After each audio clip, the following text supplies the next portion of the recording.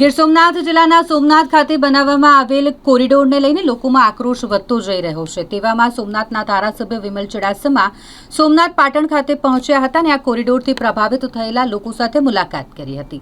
તેમના શું પ્રશ્નો છે, તેમની શું સમસ્યા છે તે સાંભળી હતી અને આ સમસ્યા સાંભળ્યા બાદ તંત્ર સુધી તેને પહોંચાડવાની પણ તેમણે ખાતરી આપી છે। સરકાર હવે આ કોરિડોર જે સોમનાથ ખાતે બનાવવામાં આવ્યું છે તેને લઈને શું નિર્ણય લેશે તે જોવું રહ્યું। મારું નામ વિમલ ચુડાસમા છે। હું સોમનાથના ધારાસભ્ય તરીકે સેવા આપું છું।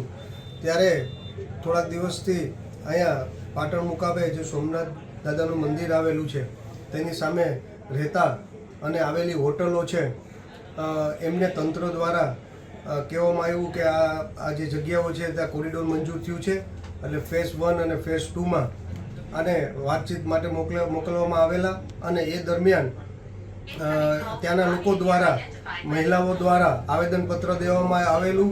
એટલે હું બહાર હોવાના કારણે આ વિસ્તારના ધારાસભ્ય તરીકે આ વિસ્તારના પાટણ મુકામે જે લગભગ 384 જેટલી જગ્યાઓ અને હોટલો આવેલી છે એ લોકોને મળવા માટે રૂબરૂ મુલાકાત લીધેલી અને તેમની વાત સાંભળેલી કે એમને શું પ્રશ્નો છે અને આ પ્રશ્નો સાંભળી અને તંત્ર સુધી વાત કરી અને તંત્ર સાથે વાત કરીને સાથે બેસાડી અને એનો સોલ્યુશન આવે એવો પ્રયત્ન કરીશ।